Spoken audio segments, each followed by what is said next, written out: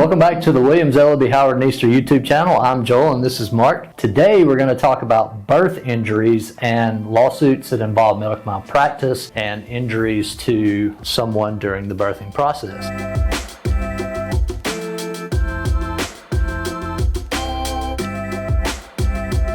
So when we jump straight into this, we're going to start by talking about probably the most common thing that we see in birth injury cases, and that is the failure of the medical providers to act promptly and quickly when it's necessary for them to do so. So you want to jump right into that, Mark, and talk about some of the things that we see there? Sure. So birth injury is kind of a broad category that could cover a lot of situations, but some of the things we see on a regular basis are there may be signs of early labor that go unrecognized by the doctor, and without intervention, that can mean the child's born early, might not survive, or if they do survive, they might have serious injuries like brain injury that could affect them the rest of their lives. It could be that someone's in labor and needs to have the baby delivered as quickly as possible because there might be some oxygen deprivation, and obviously you need to get a baby out real quick in those situations. I think that's probably the one that I get calls on the most, is where during the birthing process there are ways that the physicians and the nurses can monitor what's going on with the baby, right? Nurses and the doctors can tell, does the fetus have a elevated heart rate or a heart rate that's too slow for a healthy baby that's being delivered? What kind of oxygen is being, like Mark said, is being delivered to the baby? And if any of those things are off, there may be the standard of care for the physician may be to immediately, let's say they're going through the vaginal birthing process, or that's the intention anyway, there may be a need to immediately go to C-section to get the baby out quicker or something like that. That's probably the one that happens the most, that at least that we get calls on. So anyway, I interrupted you, but well, yeah, that's a perfect example. And in those situations, it might be that the monitor that they're using to monitor the baby, we've all seen it on TV, the little line that goes up and down is concerning.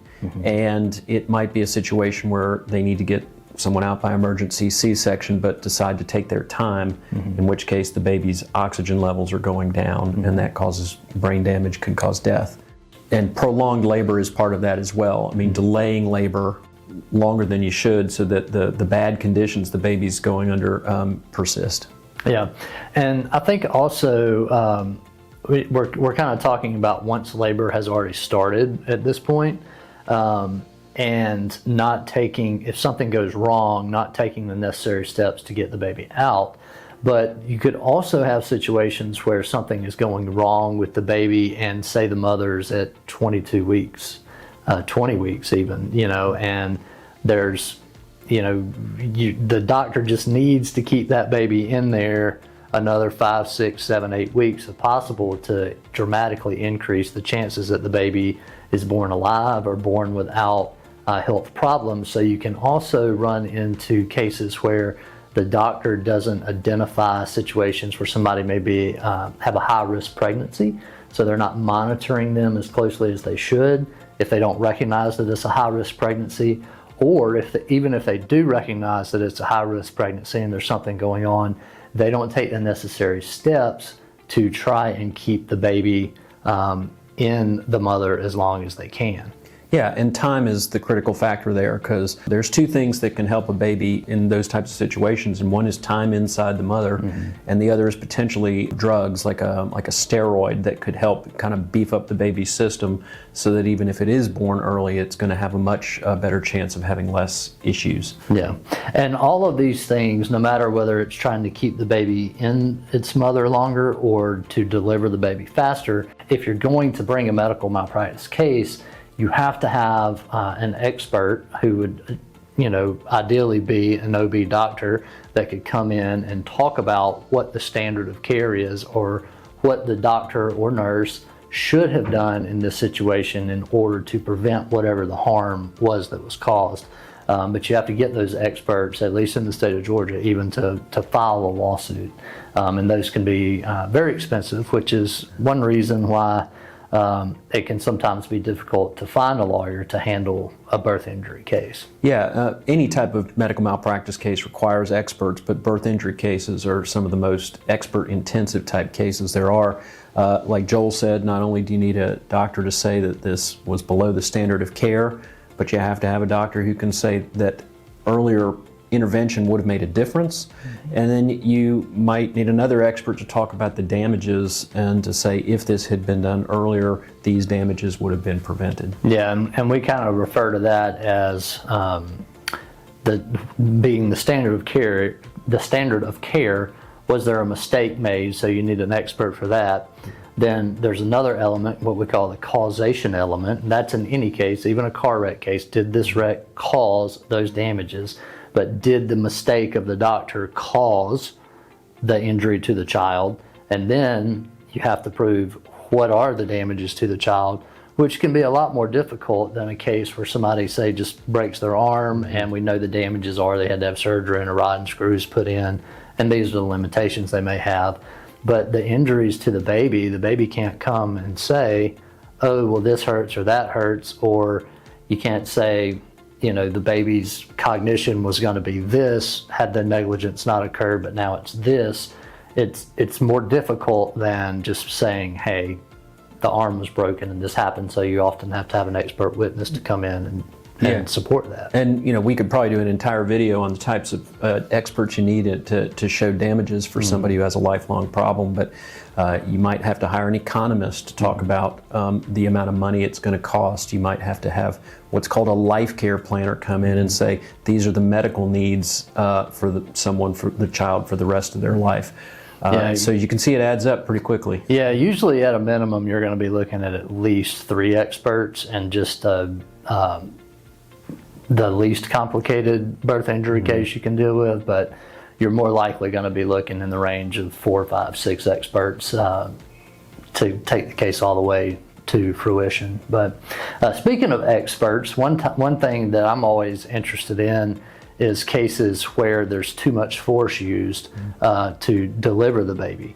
And there are certain ways now in today's world that it's supposed to be done when there's difficulty in the birthing process. So you want to go through some things you've seen on that before, Mark? Yeah, I mean, some of the stories can be horrific because it could be a misuse of forceps or tools to get the baby out. I mean, we've even heard of terrible cases where babies have been decapitated because of the use of force.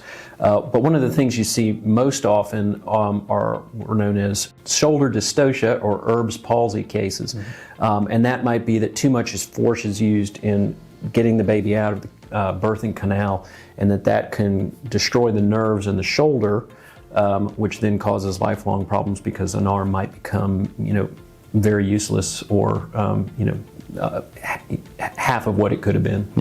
Yeah, for sure. So there's definitely standards of care that are in place and that doctors have to adhere to as far as getting the baby out of the mother. There's a few other things as far as damages that I want to talk about in these type cases. And the types of damages you see are as broad as the sea. Like, it could be a shoulder injury, it could be lack of oxygen to the brain, it could be all kinds of things that lead to lifelong injuries, or it could just be a temporary injury to the baby. And if it's one of those temporary injuries, it's probably not going to be, as far as economic reasons are concerned, you probably wouldn't want to bring it because it's just going to be too expensive to bring it for what may be recovered.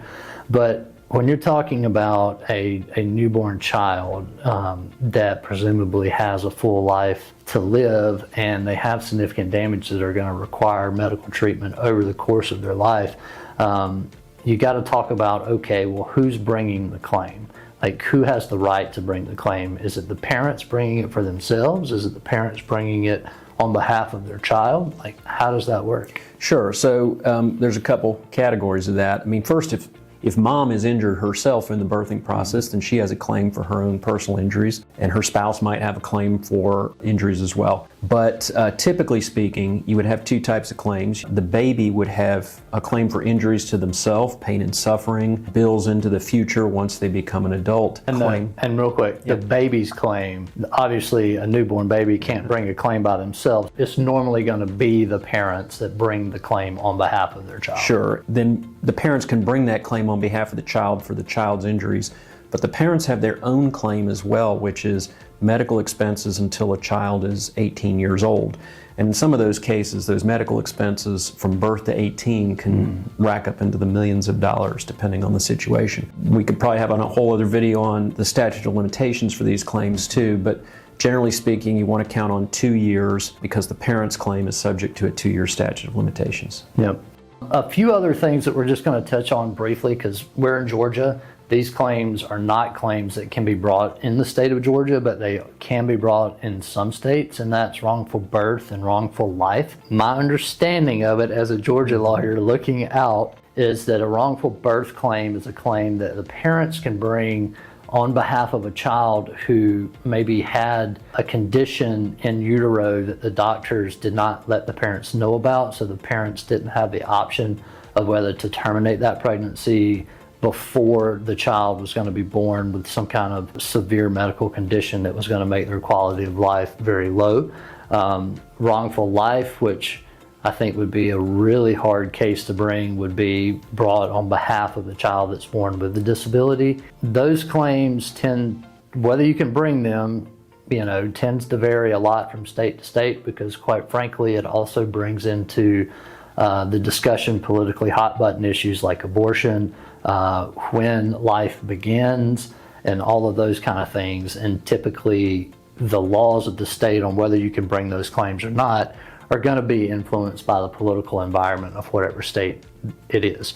And so, Georgia, fairly conservative state, or at least, I guess we're purple now, I don't know. But anyway, the state government is largely run by conservatives and they're passing laws, and the laws typically reflect our governmental leaders' belief that life begins very early, if not at conception. Other state legislators and governors feel differently, but anyway, whether you can bring those type claims is going to be limited to what the law in your state says. Yeah, and any case I bring, whether it's an auto case or a truck case or a birth case, I always look at two things. Does the law allow you to do it, but also what's a jury likely to do with it in the county where you're going to be filing suit? Because those are two different questions. Yeah, for real.